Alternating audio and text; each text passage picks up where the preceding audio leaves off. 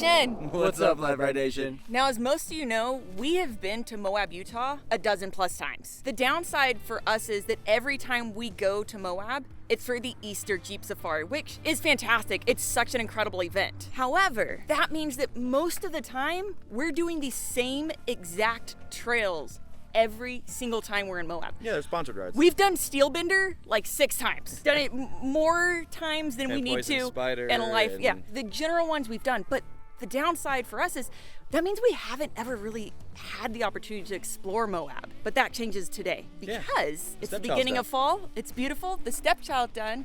And if you've been following along, Chris's Rover is done.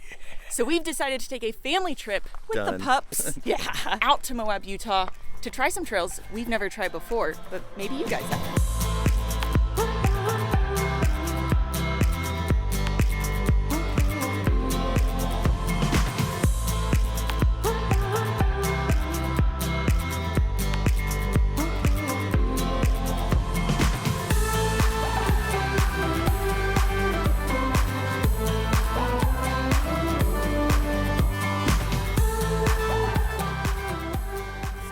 We also have our good friend Bree with us. Say hi, Bree. Hi. And her dog Mika, who's hiding currently. This is first time off-roading. Mika's first time off-roading, and so far she's doing really well. Clearly our pups are enjoying the heck out of it. But what's also super exciting is we brought all of our camping gear. We totally plan on camping. We totally plan on doing multiple trails on this trip, so there'll be multiple videos. And we're doing like a hard overland trail, which in a 426 stroker is going to be kind of fun, but I'll show you some provisions that Chris made in a little bit. Yes, so we're not doing anything really insane, at least definitely not for the stepchild. This is something that currently we've done something that just about any 4-wheel drive capable vehicle could do, to get to the trailhead, because we're heading towards Lockhart Basin. That's it. We're heading to Lockhart Basin, and we've taken Chicken Corners over to Lockhart Basin Road. I don't think we've made it to the actual Lockhart Basin trailhead yet. No, but we're looking for a campsite right now. The sun's going down. You might have noticed the sun's pretty low in the sky. That's because it's like 5:30 already. We're actually going backwards because we think we already passed one that we might want to go to. But we left home this morning to drive all the way up to Moab, so it's late in the day, but we wanted to camp on the trail, do the trail all day tomorrow,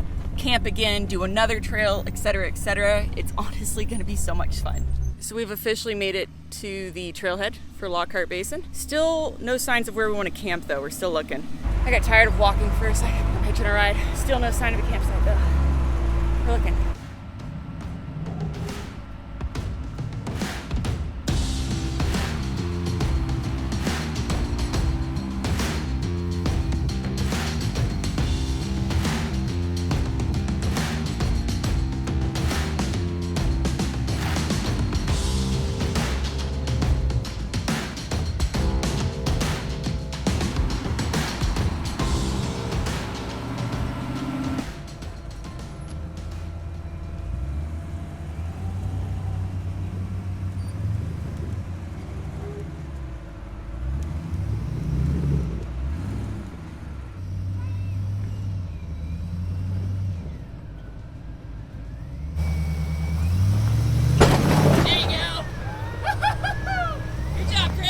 And I think we have officially found our camping site. That view doesn't suck. So wheeling here in Moab is like wheeling anywhere else in the country. Respect your environment. Pack out what you pack in. In Moab especially, try to only camp in previously disturbed camping spots. Don't make your own camping spots. Don't go off trail. Stay the trail. A lot of these environments and these ecosystems are very fragile. And by going off trail, you can really damage them and do like hundreds of years worth of damage. Previously disturbed. And oh my God, that view.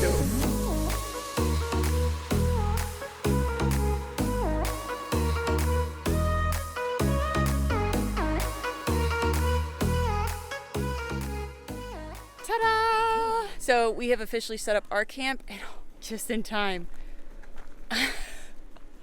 It is, I'm not gonna lie, we knew Moab was beautiful. It's beautiful no matter what trail you go on, but honestly, I was not expecting this type of campsite or that type of view. I'm not disappointed. So for those of you who haven't camped with us before, we camp in a shift pod. And this thing is so freaking roomy. Even with, that's a queen air mattress, that is a twin. We have a dog bed, and there is still so much room for activities and luggage and suitcases. And oh, the view! I cannot believe this.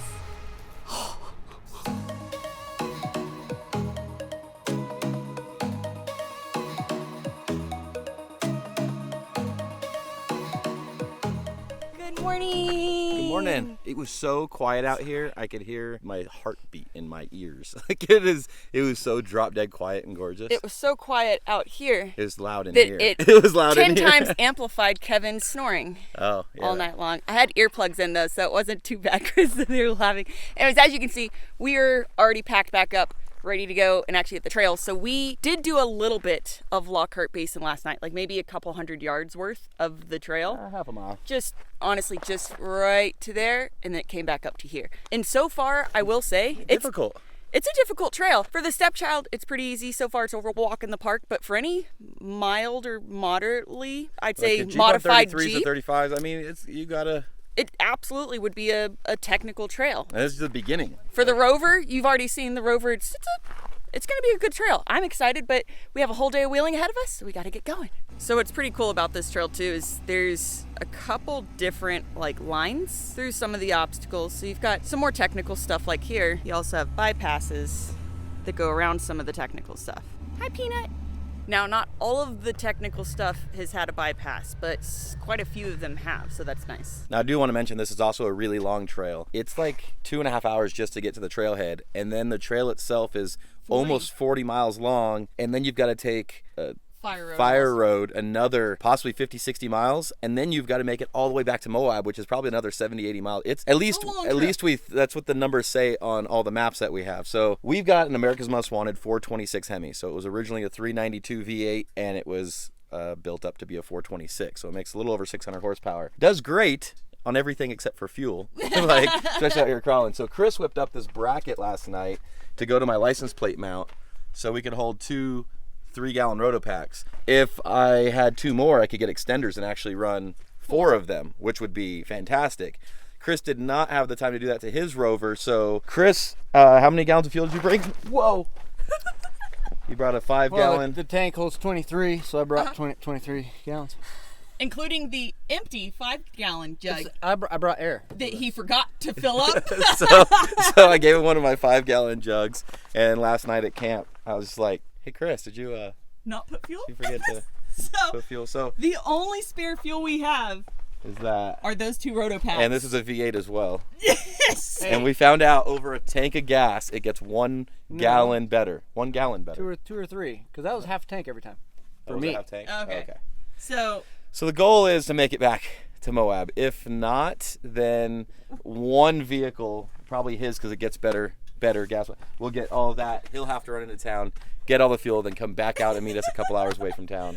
It'll be a whole ordeal if that happens. But we totally don't know. up in the air. Yeah. This is just food for thought. We have no idea what's going to happen. Hypothetically speaking. Yeah. Hey, by the way, did you see how I made the driver's side tire climb that time first to see if it rolled over? So we adjusted the rear suspension, and now it doesn't want to pull that. It doesn't lift. Did you notice that? Yes, I did. Go back and watch the tape. Watch it again. It looks flat.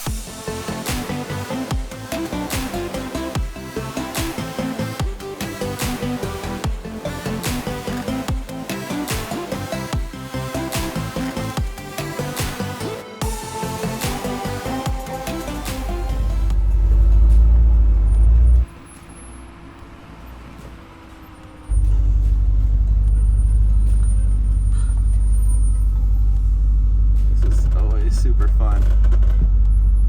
Trying to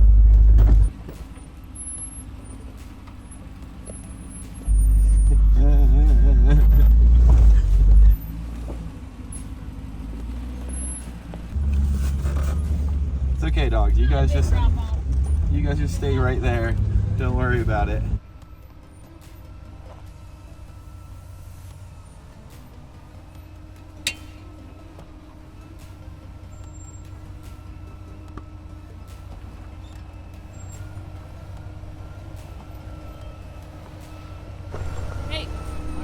Stay closed. Okay. I see it in the rear view. She does whatever she wants back there. I was like,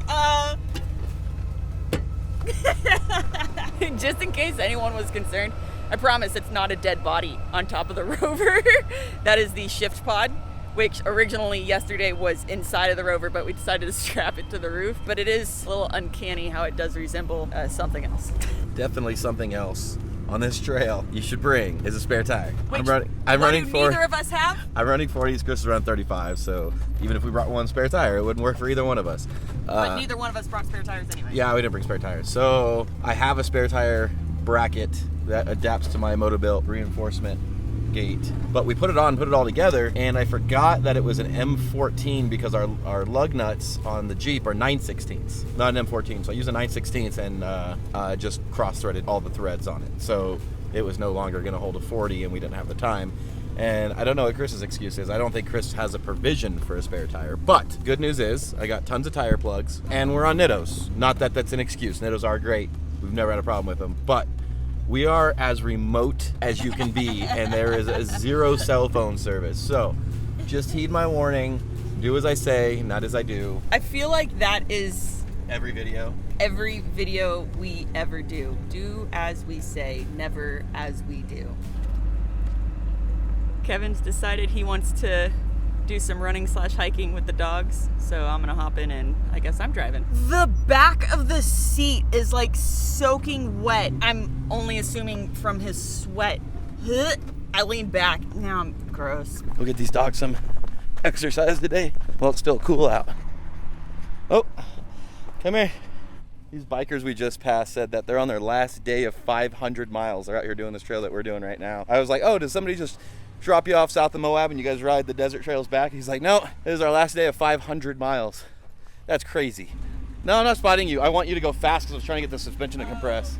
Yeah, I'm not actually like spotting. I was like telling you to come fast. Come fast. Come quicker. Okay.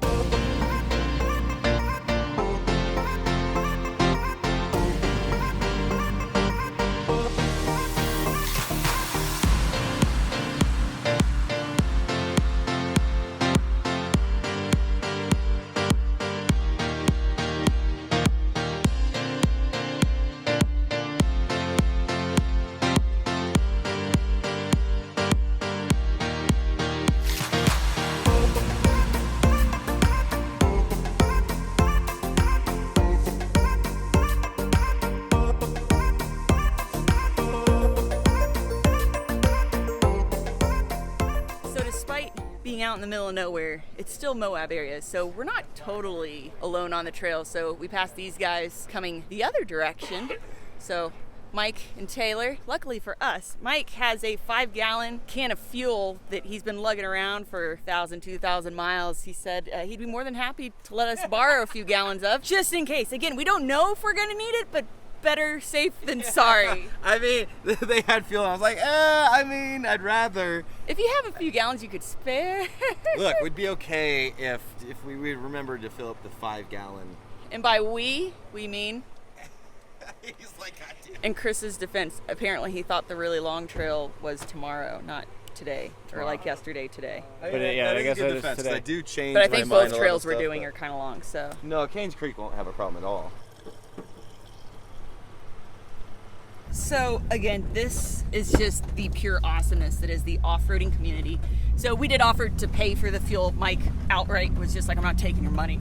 So, I was going to throw it to the wind, but yeah, I think that would be a little bit more of a win. Yeah, so thank you again to Mike and Taylor. We did find out, though, that they are on like their second week of straight off-roading. So they've been doing the backcountry discovery routes, and they started in Colorado, which we've done if you guys have followed our channel for a time being. And it is stunning. Backcountry discovery routes, they're found all across the country, and they are absolutely beautiful. Obviously, they're on the Utah one now. Yeah, so the backcountry discovery routes are kind of like West Coast stuff. You just look up backcountry discovery routes. I know Arizona does, Utah does, I think Colorado Nevada, does. Colorado. Yep. But they're basically backcountry roads that you can take across entire states. Yeah, they're for a lot of the off-road moto guys, the enduros. Those guys will do that. So because none of the stuff is extremely hard. Yeah. It's just vast distances through beautiful terrain. It's more overlanding style stuff. Yes. But anyways, 1010 would recommend if you've never done any of those as well. You absolutely should. And obviously the Utah one's really pretty too because it's taking them through the same exact trail we've shown you guys.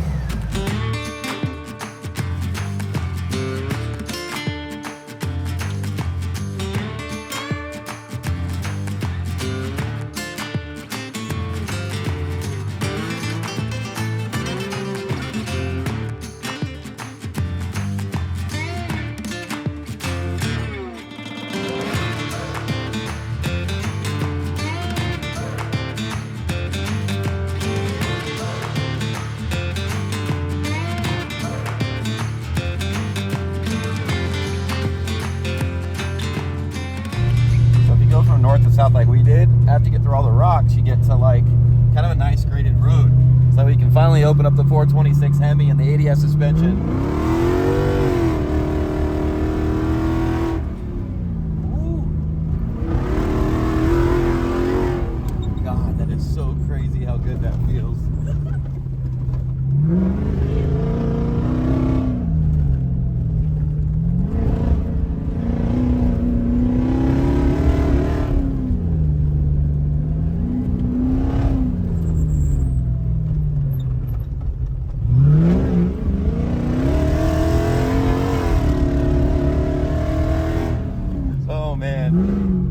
Hey Mike, thanks for all that fuel, because I think I just burned through it. Burned through all of it.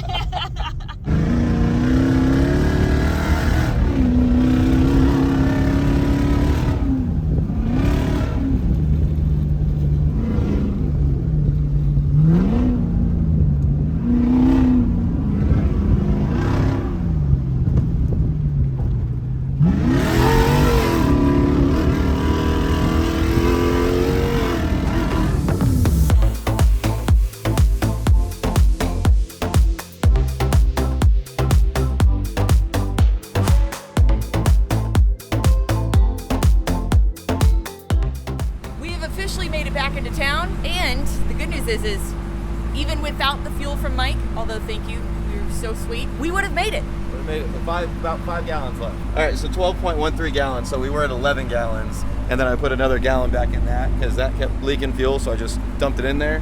So and I used 4 gallons out of the 5 gallons over there. So 11 plus 4 is 15, and it's a 20 to 21 gallon tank. We are having a little issue where every time I fill up though, it kind of spews out like it. I don't know what the deal with that is. I'll figure it out. I don't need to have the range anxiety that I think I have, so we would have made it. And then I also still have 6 gallons, so really if I had that, we would have been more than fine.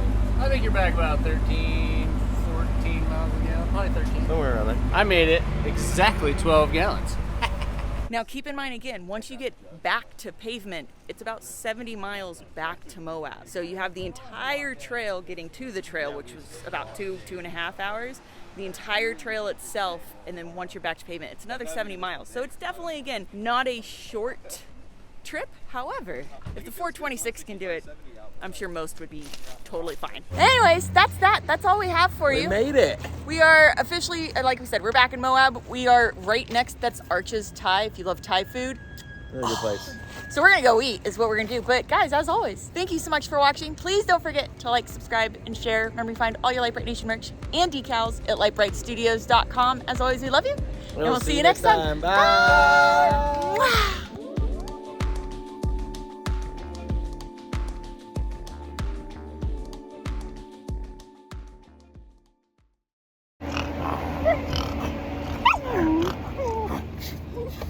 I'm gonna help you.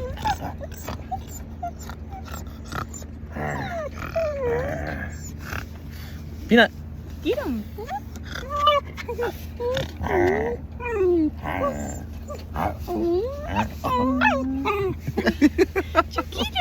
Peanut.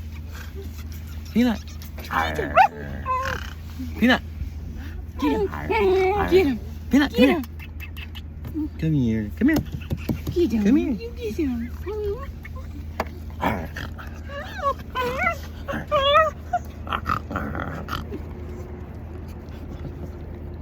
So vicious. I